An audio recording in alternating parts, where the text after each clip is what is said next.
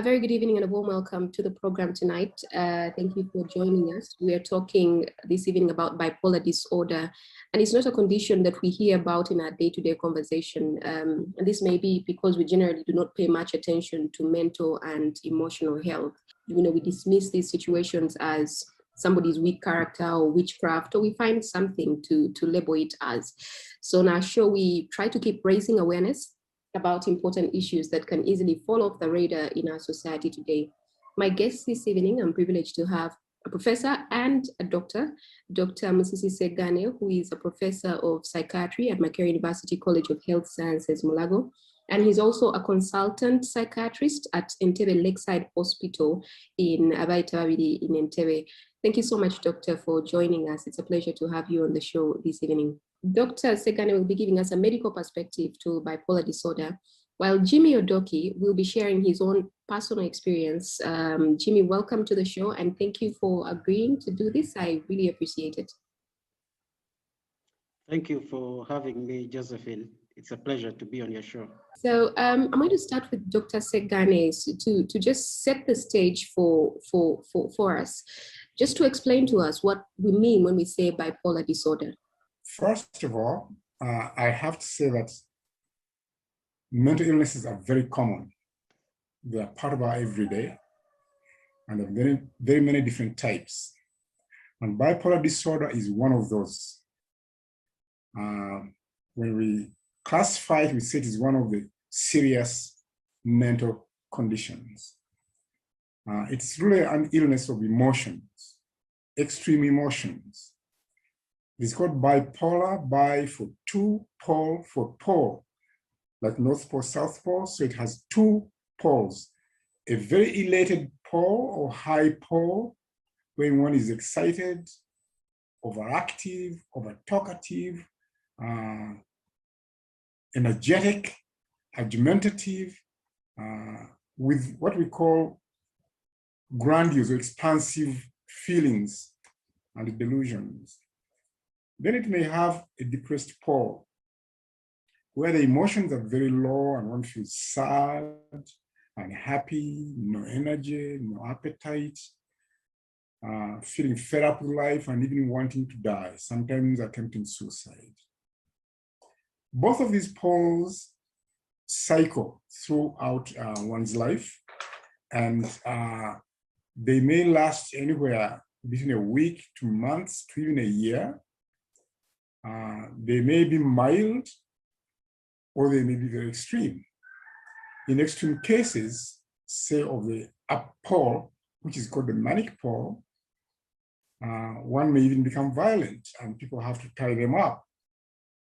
The extreme of depression, on the other hand, one may become suicidal and want to kill themselves, or just drift away in life to a point of helplessness and even being bedridden, especially in the older people, to the point of getting bed sores. So the extremes are dangerous, but also if not treated, even if one is not to the extremes, it interferes with your daily life and disrupts those around you, hence necessitating treatment. Thank you for that elaborate explanation. And so I want to bring Jimmy in now, maybe just to bring it home in terms of us looking at somebody who is actually dealing with this to share their experience. I know that many conditions like this carry stigma in society, and it takes a lot of courage for someone to come out and speak openly about their experience.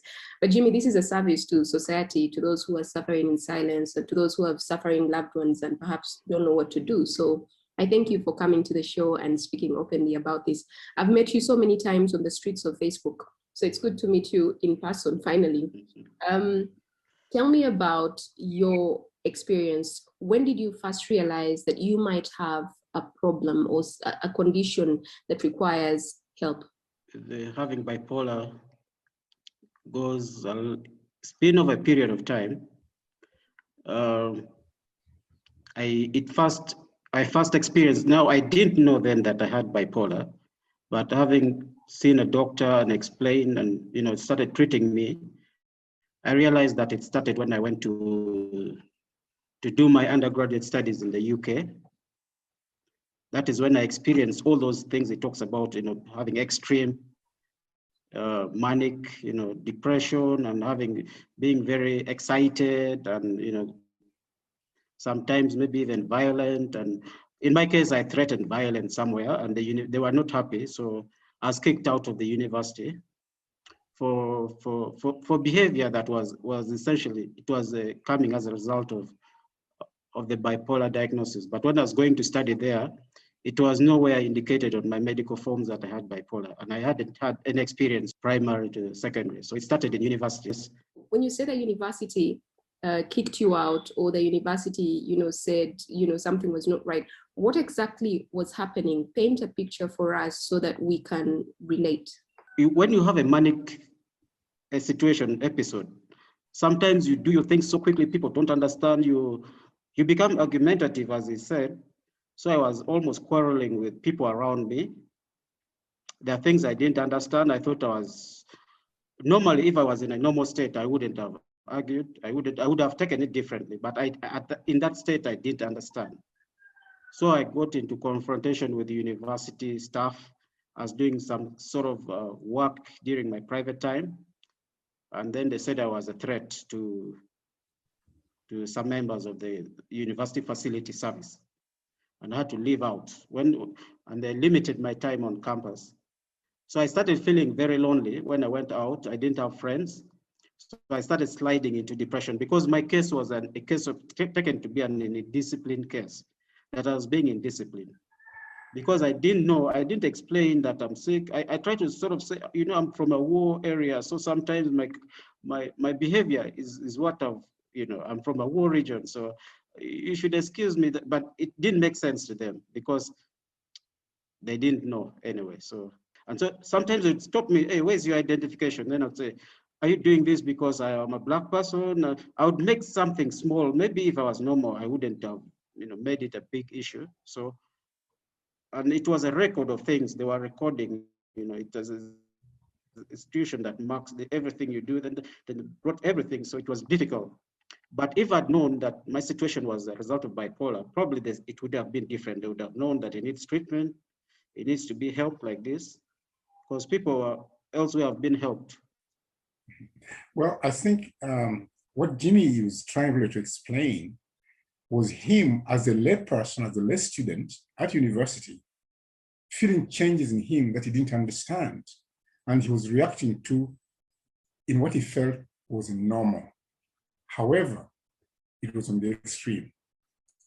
In other words, you lose temper very quickly, you become argumentative unnecessarily, you become violent, you threaten, and this is not your true nature. And you could go on with or without provocation. Now, there are other symptoms that go with it. For example, lack of sleep, tending to want to enjoy too much, over-partying, feeling that you're great, you're wonderful. He could have felt that maybe he was even more intelligent than his professors, or feeling that you're going to create things. Or sometimes people feel that they have extreme powers. For example, they have special connections to God and they are getting messages from God and angels, and therefore you cannot stop them. These are the extremes.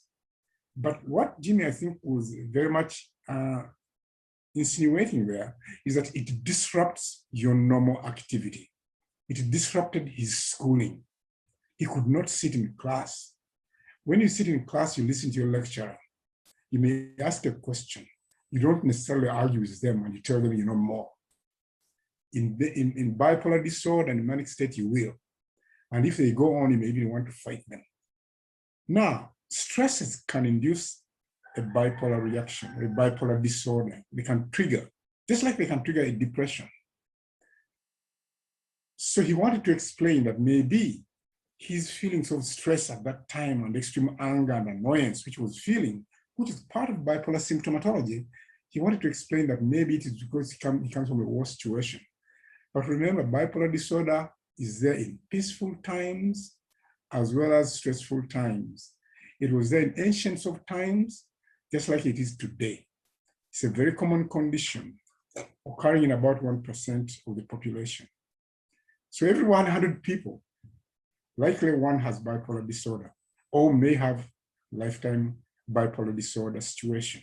I wanted to understand the relation or how dangerous it is when depression then comes into the picture for somebody who has bipolar. Two kinds. One is that it may come as a natural cycling from bipolar to depression. Often, one has had a manic episode, it calms down, and they realize how ridiculous they were. The kind of abuses they churned out to people, the money they spent, the schooling they lost, the friends they made now have become enemies with, broken relationships, broken marriages, and sometimes the things they have done which they are embarrassed. For example, in bipolar, in manic phase, they tend to have very high libido, and they may go out and have all kinds of relationships that they may regret. Or if they have spent a lot of money and now they're broke. So there's a tendency to regret that and then to become depressed. That's the second part. That from a manic episode, you can go into a depression post-mania. But one can just start off with just a depression, where you have low moods, no energy, no appetite, no interest, no libido, no concentration, and feeling fed up with life and just wanting to just be on your bed and lie down there with no drive to go to do things. Again, you can say it happens to many people, but this is like the extreme. You can imagine a student who went to university, say abroad or here, anywhere. The day breaks and all they do is sleep in bed. They don't go to classes. They don't hand in homework. They say, what is it for? So they fail. So it disrupts your life. I'm trying to think about Jimmy now at the university in the UK. His family has spent this amount of money sending him there. And exactly. He's getting into arguments and, starting fights and so on. How do you start to explain to your family that I also don't know what's happening and so on? How did you explain to your family? How did you get them to a certain kind of understanding where you have the support? I can see family pictures all around, so clearly you're still part of the fold. And I think that would be one of the key issues as to why people turn to alcohol and drugs if there's no understanding and support for what you're dealing with. So Jimmy, how did you manage that? My father came to the university once to talk to me and tell me things. My parents are teachers, so they're very serious about discipline and all this. So they thought I was misbehaving. They thought I was drinking. Maybe I'd gone into drugs. Well, I was partying a bit, drinking a bit, not into drugs. The university has a vibrant students' union where people go to dance until maybe 4 a.m. So once in a while, I would do those things just like any other student. So they thought I was overdoing or I'd gotten into bad company. And so when I got expelled, I went to live with some relatives far away in London, but they thought my behavior was, it was the same, like the university couldn't, the community there, I was almost like the talk of, he's coming, they thought I was very indisciplined and very, very rowdy. And so everyone, the people started running, not relating with me well. So it reached a point I just said, let me go back home. I think many people were talking, family members and friends who know me, so he's changed, his behavior is like this. So it's only my contact with my uncle who was at the medical school, he was doing his master's, who took me to Dr. Musisi, that saved me, because from there, he put me on treatment. At some point, I would ask him, so can you put me off the meds? And then say, no, you first do this, you have settled down, have a family, then we can think about that. So, I had episodes in between when I started seeing him, but not as many, a few times.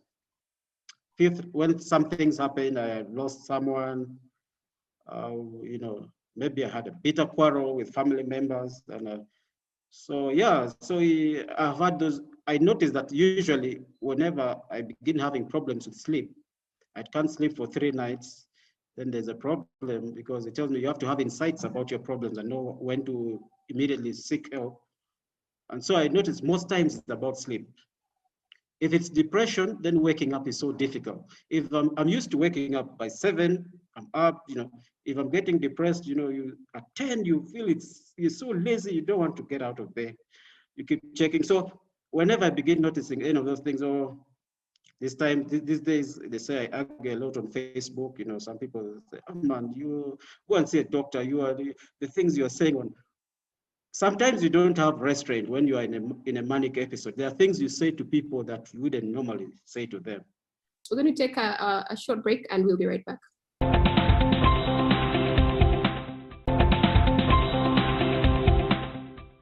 Welcome back. Thank you for staying with us.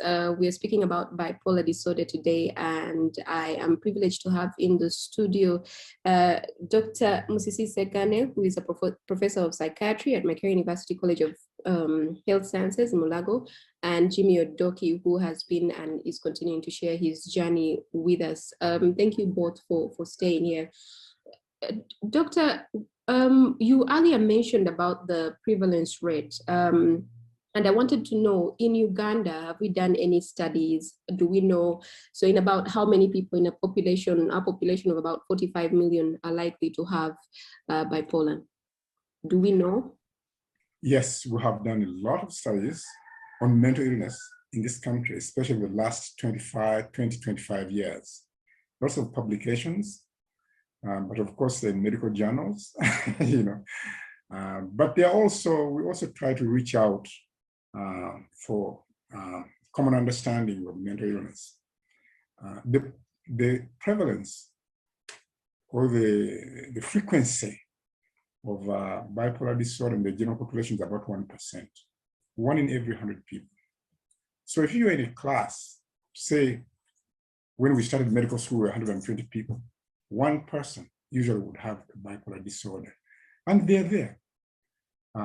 Even in your very class, if you look back, I'm sure if you look back, chances are that there's one who had bipolar disorder. So it's a very common condition. See a country like ours, 45 million people, maybe 450,000 have bipolar affective disorder. Does not mean that they're all getting treatment. A very small fraction gets treatment. In fact, the privileged get treatment. Most go to faith healers, traditional healers, family supports, and many just drift off, wandering on the streets, never treated, and they die prematurely, either through suicides or through accidents, things like that. Yeah. Two things in relation to that. So you've spoken about many people never get treated, and you've said people actually die prematurely. So I was going to ask, what's the worst that can happen if you don't get treatment? What's your path after that? But even before you answer that question, when Jimmy was speaking earlier, someone is thinking, what caused this? How does somebody get bipolar? Are you born with it? Do you just, what happens? So those two questions. Okay, so let's begin off with, if you don't treat it, an untreated condition, you go through a lifetime of ups and downs. Now, in the extreme ups, chances are that something is going to happen to you. You could have an accident. You could be killed. I have known university students or other people getting killed. In fact, I remember not too long ago, I warned one of my staff whose son had broken down with bipolar disorder. I was going to university. And I said, make sure he gets treatment because he's going to be mistaken for a thief. He'll be wandering at night shouting and people will think he's drunk and beaten to death, and it happened. So these things happen. That's why it is very, very important to help people with bipolar disorder or with mental illness, not just to beat them.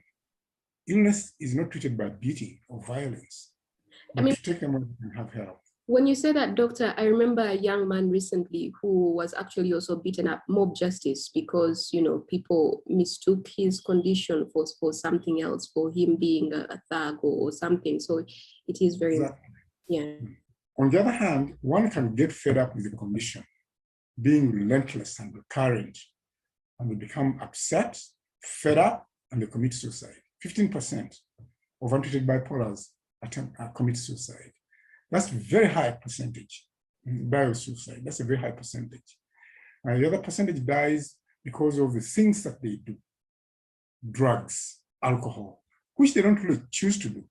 But because the condition comes with wanting to enjoy oneself, one goes to the extremes.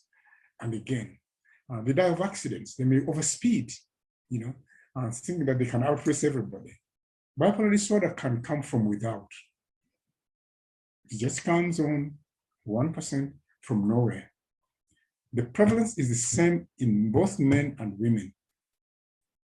However, as I said, there's a tendency for familiar tendency.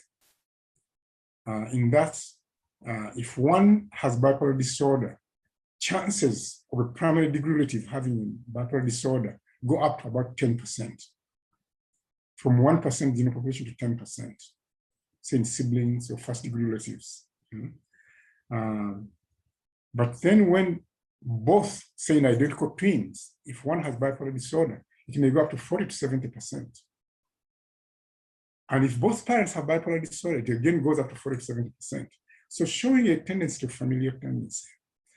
However, a lot of it comes from other conditions, HIV, syphilis, cancers in the brain, certain other medical conditions, also extreme stresses. By the way, it is interesting. We are seeing a lot of breakdowns in the COVID pandemic, either in the affected, people who have not been infected with COVID, or even people who have had COVID and recovered from it. The stress which they go through breaks them down after. This has not been documented yet. We're just recognizing it as practitioners. You're saying research, so our minds are already on those lines to talk about the prevalence of bipolar disorder or affective disorder in COVID. You've mentioned a number of causes. For some reason, I'm going to pick on HIV, for example. How is that related? I can start to think about the relationship between bipolar and cancers of the brain, but HIV? Yes, two ways. One, it is a very stressful condition. It is fatal. It is stigmatized. Okay. Those are one. But as soon as one gets HIV, the virus runs to the brain and hides there. So the virus goes into the brain. And my hunch, and I've seen some studies, is that the COVID virus also goes to the brain. But we have not had COVID long enough to know long-term effects. But we shall study it. We're scientists. Jimmy was mentioning bipolar being a lifetime condition. Is it? And is there a cure, or at least a way that you can manage it in such a way that you're able to meet your day-to-day obligations? I see Jimmy is doing, quite well for himself. What's it like for other people? With the treatment, one does very well, and he's doing very well. Jimmy was able to go to university, finish his bachelor's degree. I encouraged him to do his master's degree. He got it. I think he may want now to become, maybe he can do a PhD. With the treatment, there's no limit to what a bipolar patient can achieve. Without treatment, the outcome is varied. Many of them go downhill because they have recurrences that limit their social and professional and academic success and relationship-wise. With the treatment, the success rate is very high. With modern drugs, especially, it's wonderful. But it's always important to also put on counseling or psychotherapy, because it deals with many of the issues or regrets or feelings of abuse that society may hurl out onto you because of illness. Not to mention, one may fear to get into relationships, to get married, to have children. All of those things need counseling to go along, and encouragement also to keep taking one's medications so as to be good. The biggest mistake many people with bipolar disorder and treatment get is to feel very well and stop treatment. When you speak about this treatment, I'm wondering about the cost of it. Maybe Jimmy, you should come in at this point and tell us how how much, how expensive this medication is, especially the drugs, and how affordable it is for just about anybody who needs it? So for the medication, usually you discuss with the doctor. The doctor knows there are those that are very affordable, then there are generic drugs. It all depends on what you can afford. They have a range of medicines for the different, and then for bipolar, it's not that the medicines are uniform.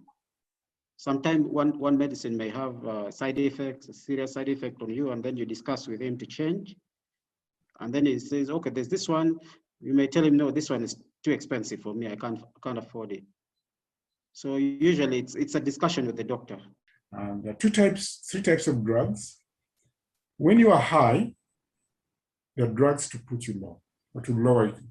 When you're very low in the depressions, there are drugs to lift up your mood. But there's also a drug to maintain you. We call them stabilizers. The stabilizers are the ones that are very important to take on a long-term basis, and they ensure your success. And we have stabilizers, both on the affordable essential drug list and also on the extreme, on the high end, which would have minimal side effects. I would encourage people to go to their hospitals. The medications are there.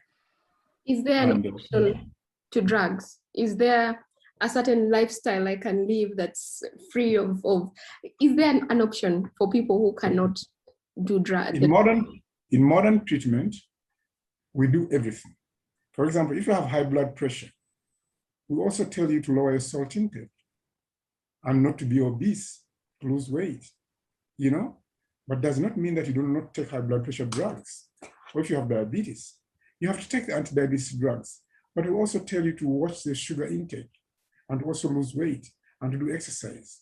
So similarly for bipolar disorder, it is very important to change your lifestyle, to avoid certain stresses, of course, to avoid substances, alcohol, drugs, but to also take the maintenance medication.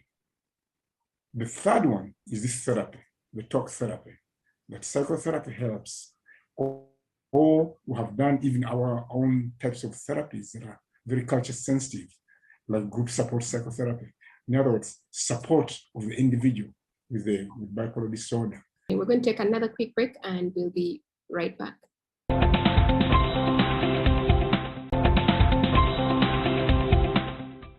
Welcome back. Thank you for staying with us. We're speaking about bipolar disorder this evening. When you've had episodes, and I had mentioned earlier that I've seen your Facebook posts sometimes when you seems like you're really, really annoyed, you're very angry, and I see the reactions as well. When you have an episode, are you aware of how people are treating you in that period or even afterwards? And how have you been able to respond to that? How do you come to terms with to find some peace after that when you see what looks like the damage you've done in the heat of the moment the day before? My family has been the most, usually gets affected the most when I have an episode. But they're understanding, they forgive me. But for the people on Facebook, sometimes I meet up with them and, you know, others, eventually they know that because I'm involved in mental health advocacy.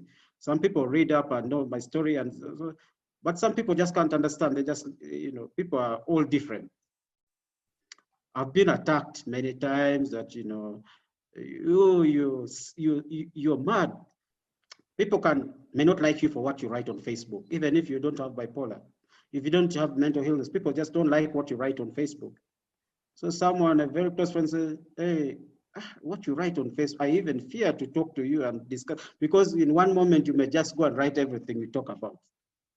So yeah, people will treat you differently. There are others who say, we talk everything and they're confident, they know nothing will happen. But yeah, it's one person was threatening me, I'm calling the police for you. So I said, oh, I'm here, I'm ready. Where are you? Let me come. And then he said, oh, Then he just noted he was losing it. He was not. So I called him the next day. Hey, but I waited for the policemen. Where are they? I'm ready to come and explain that you are wrong. But sometimes people take what doctor, sometimes being vocal, to think you have an episode just because you are vocal about something has touched you and you're passionate and you want to raise it up. You know, sometimes we let social media be the only place where we go to vent, you know, to sort out issues, instead of meeting people who are close and discussing. So sometimes social media can be a very bad place. But also, with social media, deep in the night, you can write lots of things you're thinking about that you don't need to call up people in the night. You know, I used to wake up people at 3 a.m. or 2 a.m. and they get real annoyed. But social media, you know, WhatsApp, you write, in the morning, people wake up and say, hey, or someone finds you online and they say, what are you doing at 3 a.m.? You should be sleeping. But you're also in the same time zone, so you should also be sleeping. So it all depends. But I think Facebook is a good thing. People can easily notice what's going on. To wind up the show, I just want us to give some advice for people who are dealing with stressful times, the stressful times that we all find ourselves in. People are worried about everything: loss of employment, failed businesses, school for their children, children missing their friends and playmates, being out of touch with your loved ones, the doom and gloom in the news, and so many other things. Jimmy, I don't know how you stay on social media all the time. There's just too much negativity there sometimes. You just don't want to be there. And I don't know if this is fertile ground for bipolar disorder, listening to what you've both been telling us. I think it is.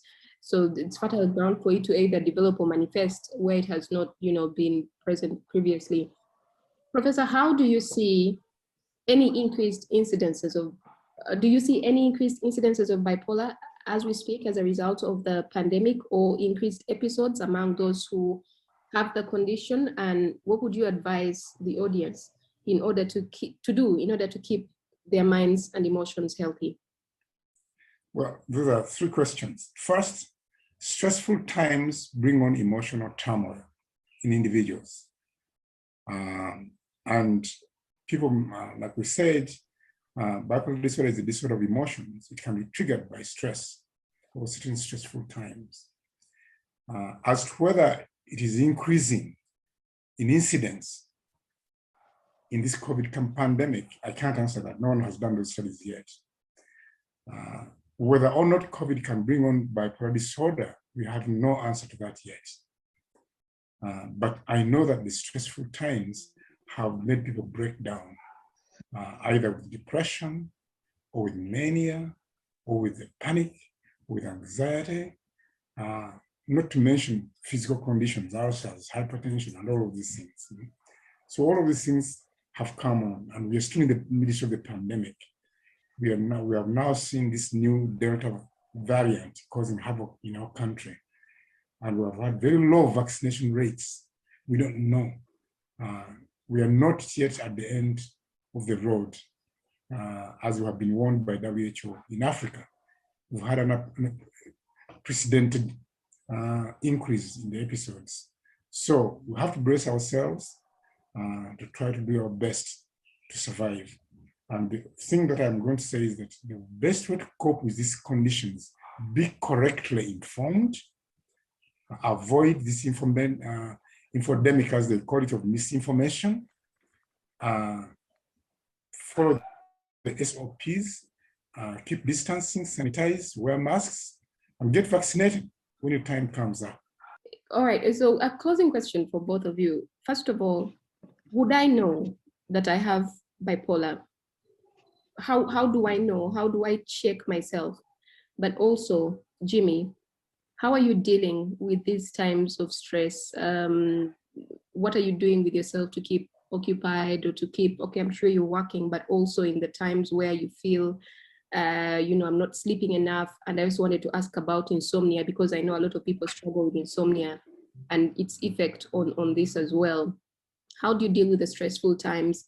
And doctor, to you, how do you deal with the lack of sleep? I see there's the 3 a.m. group on social media. They're always chatting, no sleep.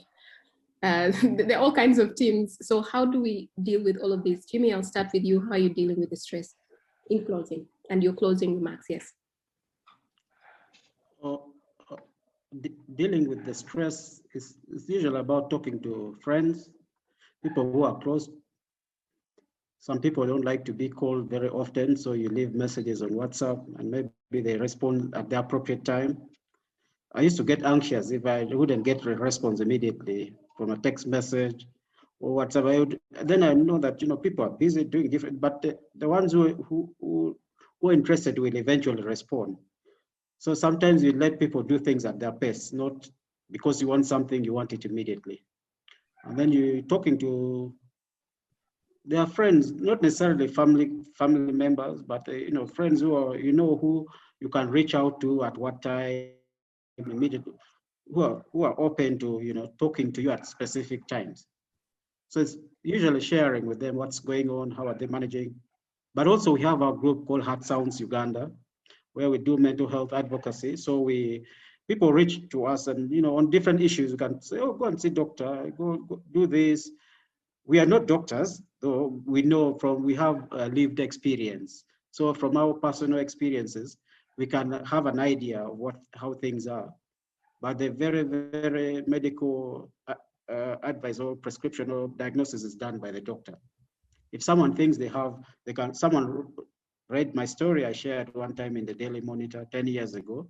He read it, he thought he had bipolar, then he went and saw the same doctor and he got what he thought was confirmation. So different people reach out and it's a good thing to keep in touch with them, to talk to them, advice, and that's how we keep busy and trying to get sleep. I mean, all of us, because of now it's not a normal routine. So you can wake up at 2, but then I've talked to the doctor, says, no, you try to go back to sleep. You don't wake up and then start trying to do something. The social media is so tempting. So every time you want to just go on the phone to check what is happening, but it's not your responsibility to keep everyone informed what's going on. So sometimes you keep low but yeah, it's almost, I think people are treated for addiction for social media as well, as you just want to be online all the time and people get tired. So yeah, but talking to people is helpful, because the worst you can do is to keep things to yourself. You don't share with anyone and it becomes a big problem. So I think having good relations with at least a few people, if you can't have many, some of us like to talk to everyone, just going around but some people are not interested anyway in what you're saying. So you have to also know who is interested in what you're saying. Yes, so that helps. And for sleeping, I tend to think lack of sleep is the beginning of most things. Like if you're not sleeping well, it's really bad. All right, thank you very much, Jimmy, and thank you for agreeing to share your story. Dr. Oh, thank you. I would like you to speak to this lack of sleep, because I agree with Jimmy. It's the beginning of so many problems, and maybe if you could help us qualify or dismiss that in closing, and also maybe what your advice would be to parents who are watching and are wondering about their children who maybe they're seeing getting new mood swings or just acting different, or people who are just watching and thinking, is that me? What would you tell them? Okay, thank you very much. First of all, sleep is normal. Sleep is a biological prerequisite for normal functioning, psychologically, physically, physiologically, chemically, biologically. Not getting enough sleep will cause disease, physical, mental, and social. It is very important that we get adequate sleep, at least on the average, 8 hours. Maybe between 4 to 10 hours, on the average 8 hours of uninterrupted sleep. I've had a very big quarrel with boarding schools, waking up children for morning prep at 4, 5 a.m. This is the wrongest thing that our education system has ever done. It's unbiological, it's unphysiological, and people don't learn when they don't get adequate sleep. Sleep is restorative of normal biological function, of normal physiological function, of normal psychological function. It is very important to make sure we sleep adequately. The advent of modern IT and communications, which keeps us awake at night, is disruptive of the natural sleep rhythm and should be discouraged.